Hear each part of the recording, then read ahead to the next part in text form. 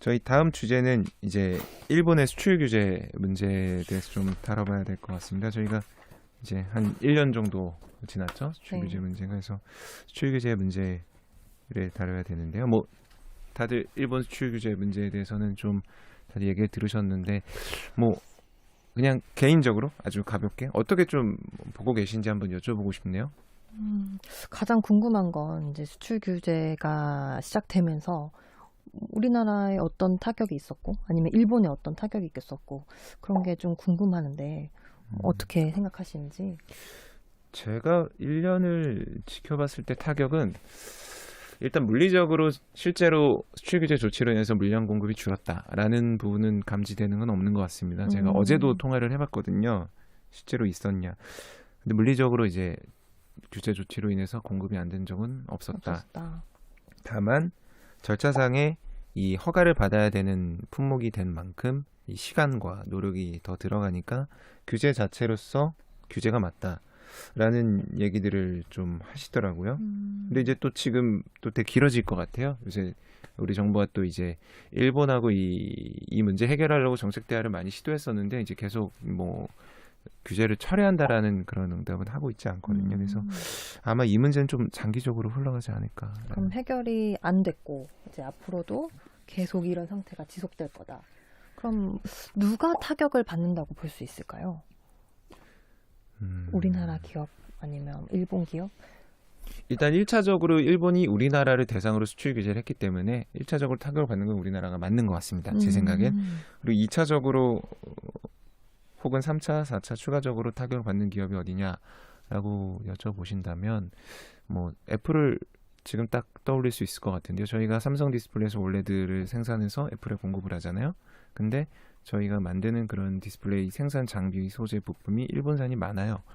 그럼 애플에 올레드를 줄 수 없게 되는 고 것이고 결국 미국 기업에 이 피해를 피해가 갈 수가. 주게 되는 것이죠. 뭐 음, 비단 이게 애플 문제만이 되는 건 아니고 중국이나 뭐 유럽이나 다수의 국가에 영향을 미치는 것 같습니다. 이게 요새 코로나로 불거진 이제 글로벌 공급망 이슈의 대표적인 사례 같고요. 음, 그러나 지난 1년간 저희가 일본 수출 규제 문제를 해결하기 위해서 이제 뭐 국산화 조치라든지 아니면 공급선 다변화라든지 여러 가지 대안책을 내놨거든요. 그리고 그게 효과로 이어진 부분도 있습니다. 예를 들면 어, 우리 기업들이 기존에 하지 않았던 부분에 대한 개발, 그리고 생산, 그리고 실제 대기업과 시제품 테스트를 하면서 들어가는 부분들이 좀 생겼죠.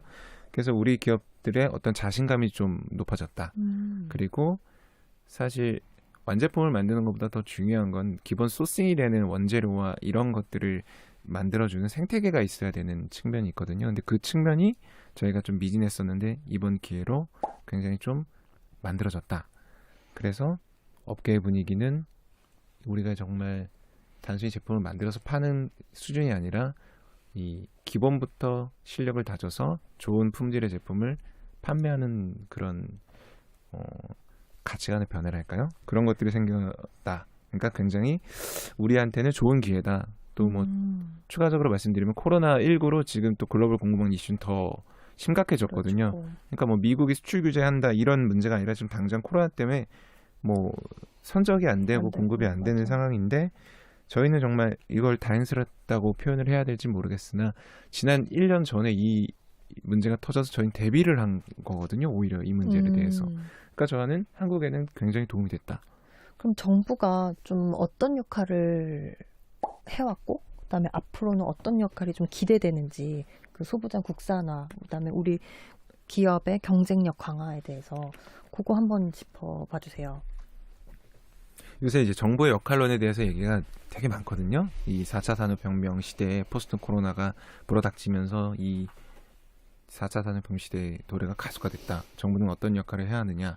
트럼프처럼 무조건 우리 보호무역주의를 네. 강조하는 그런 스트롱맨이 되어야 하는 것이냐. 아니면 과거에 뭐 아담 스미스처럼 뭐 완전 자율로 나야 되냐. 여러 가지 얘기 많은데 어, 이게 해법이 될 수 있는지 모르겠습니다만 마중물 역할을 해야 된다는 얘기가 좀 탄력을 받는 것 같아요. 그러니까 음, 기업은 어떤 정부 주도 혹은 시장에 맡기는 게 아니라 기업이 잘할 수 있게 마중물을 역할을 해서 이제 기반을 마련해 주고 또 국가 간의 문제가 생길 땐 적극적으로 개입해서 해결해주는. 그러니까 조력자라고 볼 수도 있겠네요. 어떻게 말하면 이 일본 수출 규제 문제는 사실 그 정부가 그런 역할을 해왔다고 저는 생각해요. 그러니까 국산화 기업의 국산화를 위한 이 지원 그리고 정책 개선 그리고 일본과의 관계 개선을 위한 그런 무역 분쟁을 해결하기 위한 그런 통상에 대한 노력도 많이 해왔고요. 그게 저희가 예상한 건 아니지만 코로나가 불어닥치면서 저희가 이제 학습을 한 거죠. 이걸 갖고 더 이 시대에 더 이런 것들 활동을 하면 될 수 있겠다. 그럼 저는 이게 단순히 이제 소재 부품 장비가 아니라 다른 산업에도 다 펼쳐질 수 있다고 생각을 하고요. 다만 조금 이제 아쉬운 부분은 저희 정부 정책이 장기적으로 이제 꾸준하게 이어지지 않는다라는 지적이 항상 있거든요. 그러니까 정권이 바뀌면 뭐를 해야 된다라고 주장을 하지만 정권이 또 바뀌면 이제 그 얘기가 쏙 들어가 버리는 뭐 예를 들면 뭐 창조 경제가 있었겠죠. 그래서 지금 시스템 반도체나 소재 부품 장비나 이런 우리 원천 기술을 개발하는 정부의 정책이 좀 꾸준히 이어질 수 있는 틀을 지금 그 틀을 만들어야 된다는 생각이 좀 들고요. 그리고 국가 시설 재편도 좀 필요한 것 같아요. 그러니까 소재 부품 장비를 개발하려는 거는 단순 기업의 이 중소기업이 우리나라에 거의 98% 정도 되는데 중소기업이 이 소재 부품 장비 독자적으로 개발하는 건 굉장히 어렵습니다. 왜냐하면 장시간이 걸리고 또 연구 비용이 들리고 근데 그 개발한 걸 사주지 않으면 수익을 낼 수 없고 그래서 이거는 누군가의 도움이 필요한데 그럼 국가 시설이 필요하거든요. 그럼 뭐 이미 저희가 정부에서 이제 정책을 냈지만 국가 나노팹이라든지 아니면 뭐 융합 지원단을 통한 어떤 그런 인력풀을 제공한다든지 뭐 여러 가지가 있습니다만 그런 것들이 좀 기반을 잘 갖춰져서 꾸준히 이어나갈 수 있는 게 중요하다. 또 정말 더 중요한 거는 어떤 고급 인재의 육성을 위해서 대학에 관련 학과를 개설해서 꾸준히 그런 인력들이 나올 수 있고 또 기업에서 근무할 수 있게 그런 환경을 만드는 게 중요한 것 같다. 저는 그렇게 생각합니다. 오늘자 23일자로 그 도쿄신문에서 이 일본의 수출 규제로 타격을 받은 건 일본이다. 이런 이제 기사가 나왔다고 보도가 나왔어요. 네. 일본에서 이제 부품을 소재나 부품을 공급받지 않고 다른 국가로부터 공급받거나 아니면 우리가 이제 우리의 자립도를 키우거나 이런 것 때문에 일본이 오히려 타격을 받고 있다. 그리고 이제 반일 감정도 거세지면서 뭐 유니클로나 자동차 닛산, 뭐 토요타 이런 자동차도 이제 불매 운동이 강해지고 그래서 결국은 일본이 타격을 받았다 이런 평가가 있었는데 그 부분에 대해서 어떻게 생각하시는지? 일단 이게 불매 운동으로 번졌잖아요. 이게 재밌는 거는 이제 소부장 저희가 완제품에 대한 얘기가 아니라 원천에 대한 얘기였던 건데 근데 사실 제가 출발을 잘못했네요. 더 원천적인 얘기를 해봅시다. 이게 한국 정부, 한국 대법원의 그 강제 노역 관련 판결 때문에 이게 불거진 거잖아요. 사실 이거 보복 조치거든요.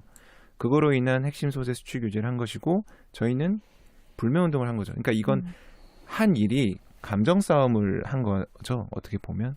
그래서 실제로 유니클로라든지 닛산이라든지 혼다라든지 캐논이라든지 불매 운동이 일어났었죠. 그리고 굉장히 많은 타격, 한국에 있는 유니클로 아주 대표적으로 네. 아주 많은 큰 타격을 받았던 것 같고요. 소재 부품 쪽은 아이러니하게 기존에 한국 기업들과 이제 거래를 하고 있던 일본 기업들이 오히려 한국에 공장을 짓겠다. 한국과 거래 더 하고 싶다. 이 수출 규제 풀어달라라는 요구 많았습니다. 왜냐하면 이거를 일본 정부에다가 그럴 수밖에 없는 게 한국 기업이 일본에 받아오는 물량이 적지가 않아요. 그러니까 일본 기업 입장에서는 자기들의 수익이 굉장히 떨어지는 건데 정부가 이게 도와주는 게 아니라 오히려 방해를 하게 된 거죠. 그래서 그런 움직임들도 있었고 그 계속되고 있습니다. 지금 일본 내에서는 아베 정부의 그런 수출 규제 조치가 그렇게 환영을 받지 못하는 분위기인 것 같고요. 다만 이 불매운동이라는 것들로 이어지는 현상은 또 이게 바람직한 것 같지는 않습니다. 왜냐하면 양국 간에 그런 것들도 있지만 각 기업의 또 영리 활동이나 또 제품을 사용하는 소비자들은 또 그와 무관한 것들이 좀 있는 것 같아요. 그러니까 법원의 판결에 대한 그런 배상은 배상대로 하되 기업의 어떤 제품, 좋은 제품 쓰는 것 같다 뭐라고 하는 건 좀 그렇잖아요. 또 저희도 일본 시장이 저희한테 작은 시장은 또 아닙니다. 그렇죠. 오히려 일본이 더 큰 네. 시장이 그래서 양국이 이런 건 좀 지양하는 게 필요한 것 같고요.